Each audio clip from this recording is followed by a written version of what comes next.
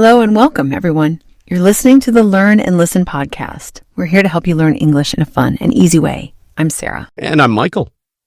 We're so happy you're here with us today. We're going to talk about some helpful tips for learning English. Whether you're just starting or want to get better, we have some good ideas for you. That's right, Michael. Before we start, we have a question for you, our listeners. What do you find hardest about learning English? Think about this as we go through our tips. We'd love to hear your thoughts in the comments below the video. Great idea, Sarah. Are you ready to learn some useful tips for getting better at English? Yes, I am. Let's start with our first tip. Tip number 1 is surround yourself with English. That's a good tip, Sarah. But what do we mean by surround yourself with English? Well, Michael, it means to have English all around you in your daily life. Let's give some easy examples. Good idea. One way to do this is by watching TV shows in English. You can start with shows that have subtitles in your language. That's a great suggestion, Michael. Another way is to listen to English songs. Music can be a fun way to learn new words and how to say them. I agree, Sarah. You can also try changing the language on your phone to English. This way, you'll see English words every time you use your phone. Those are all great ideas, Michael. Remember, listeners, you don't have to do all of these at once. Start with one that sounds fun to you. Exactly, Sarah. It's important to enjoy the process of learning. Now, shall we move on to our second tip? Yes, let's do that. Our second tip is practice speaking English regularly. This is very important, Sarah. Many people focus on reading and writing, but speaking is just as important. You're right, Michael, but I know speaking can be scary for some people. What advice do we have for our listeners? Well, one good way to practice speaking is to find a language partner. Do you know what a language partner is, Sarah? Yes, I do. A language partner is someone who wants to learn your language while you want to learn theirs. You help each other by talking in both languages. That's right. For example, if you speak Spanish and want to learn English, you could find an English speaker who wants to learn Spanish. Exactly. You could talk in English for half the time and in Spanish for the other half.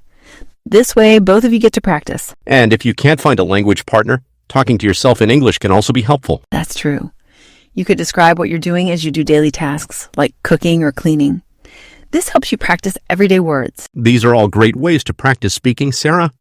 The key is to do it regularly, even if it's just for a few minutes each day. Absolutely, Michael. Now, let's move on to our third tip. Tip number 3 is learn groups of words, not just single words. This is an interesting tip. Sarah, can you explain why this is important? Of course, Michael. When we learn groups of words that are often used together, it helps us speak more naturally. I see. Can you give an example? Sure. Instead of just learning the word make, we can learn phrases like make breakfast, make a decision, or make friends. Those are great examples, Sarah. Learning these word groups helps us understand how to use words in real conversations. Exactly, Michael.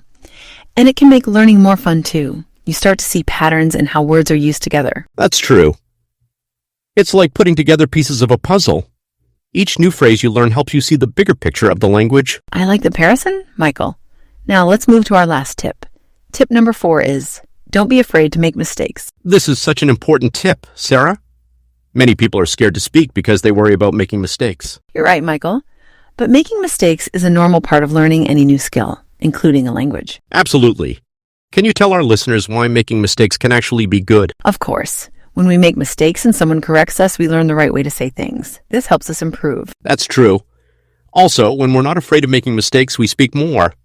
And the more we speak, the better we get. Exactly, Michael. It's like learning to ride a bike. You might fall a few times, but each time you get back up, you get better. That's a great way to think about it, Sarah.